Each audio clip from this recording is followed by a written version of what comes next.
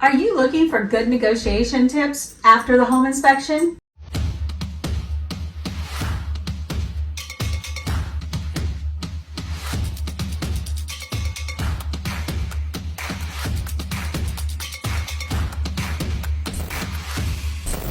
Do you want to know some of the home inspection tips for sellers and what buyers' reasonable requests for repairs might look like? Well, that is what we're going to talk about today. Let's go ahead and get started. Hi, I'm Nancy Walsh, your Change of Life Realtor in Charleston, South Carolina. Today's topic is good negotiations after the home inspection. What is a buyer's reasonable request for repairs? Within the first 2 weeks of going under contract with a buyer, the buyer will be doing mini home inspections. It will first start out with a general inspection that will typically cost the buyer $400 to $500. And as I said, this is a buyer's expense. Once the home inspection has been completed, the inspector may recommend further inspections by a licensed contractor. They may recommend a plumber or an electrician or a roofer or even the foundation expert come out and do an inspection. In South Carolina, we are a due diligence state, which means every house sells as is.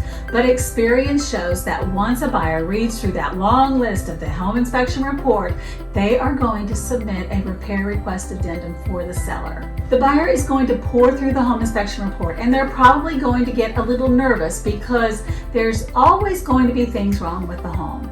And that's where their agent comes in to guide them, to help keep them calm and look at the big picture. But sometimes I will get a lengthy request for repairs, typically from an agent that maybe has little control over their buyer, or maybe they just don't have the experience. And when the seller receives this long, lengthy list of repairs that the buyers are requesting, a lot of times they want to push back and say absolutely no, and this could bring the whole transaction to an end. But in the past, I have received many buyers' requests for repairs that were very unreasonable, and this gives me an opportunity to use my negotiating skills to help my sellers. So what usually happens with the home inspection is that the inspector will write something like the HVAC is at the end of its life, or the water heater is at the end of its usable life and they recommend replacement. For instance, a hot water heater unit usually lasts 12 to 15 years. Now they can last much longer, but that's the typical lifespan.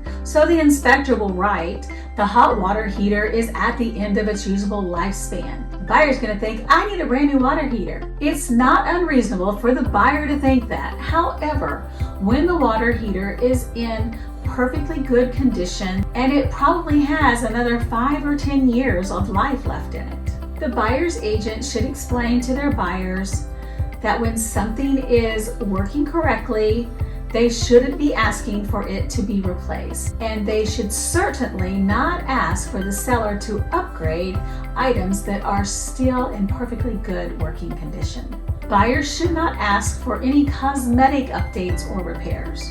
They should not be asking for rooms to be repainted or flooring. If the carpet or the flooring is in very poor condition, it may be reasonable to ask for a credit towards new flooring, but this is usually done prior to going under contract. All right, here in the Lowcountry, we have termites. So it is normal for buyers to ask for a clear CL100. This is on the contract prior to ratifying. During the CL100 inspection, the inspector will look for things like termites, termite damage, wood fungi, and wood rot, and even moisture. If any of these things are found in the inspection, the seller will have to hire a contractor to do the work and then issue a clear CL100 prior to closing. Other items that are normal for a buyer to ask for are things that concern health and safety.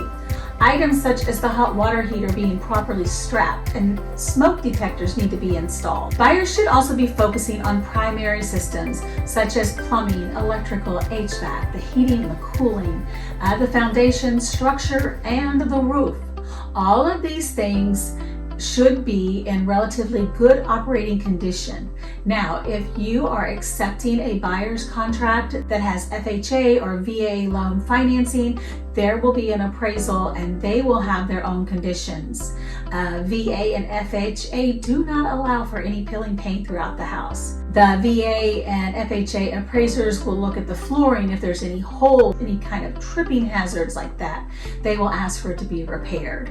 You need to make sure that there's railing on the front porch because that is required. However, with cash and conventional, those things do not normally come up as conditions on an appraisal. So you should really sit down with your realtor when you are looking at the offers and have a clear understanding of what is going to be some of the expenses to prepare for that house, whether or not you go with a FHA buyer or a VA buyer or a conventional or cash buyer. Once the repairs are completed, the appraisal will come back and verify that those repairs have been made. Things that would be unreasonable for the buyer to ask the seller to change or replace would be things like to change out the single pane windows, change them into double pane, or replace the roof if the roof is not leaking, or replace the HVAC just because it's getting old and it's at the end of its life. Roofs usually last 25 to 30 years.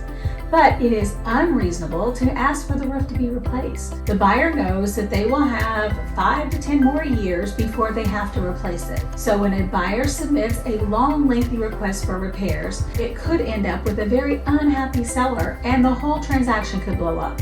But if you remain calm and you look at this long list, you can determine a few things that you are willing to take care of, and then we'll take it back to the buyers and see if they would be willing to accept the changes in the repair request addendum. You can say no, but again, I think you should look at a few things to make it a win-win situation, because with any buyer, they are going to get the same reports back from their home inspector. And more than likely, you're going to end up in the same place again with another buyer. It is always my recommendation to work with the buyer that you have and negotiate as strongly as you can to make it a win-win situation. Bottom line, we do want the buyer to have a safe, livable home, but they don't need to have it rebuilt by you. The last thing I want to talk to you about is in lieu of doing the repairs. This would be to give a buyer a credit towards the repairs. That way, at the close of the escrow, they will get a credit, and then after closing, they can do the repair work themselves, or they can hire whomever they like. And then you, as a seller, will have no liability based on those repairs. I hope that you have found this video of value. If you did, please give me a thumbs up and hit that like button. And also, if you want to be notified of my weekly videos and you don't want to miss anything, please go ahead and hit subscribe and hit that notification bell so you'll be notified of future videos. I look forward to seeing you next time, and have a wonderful week. Bye.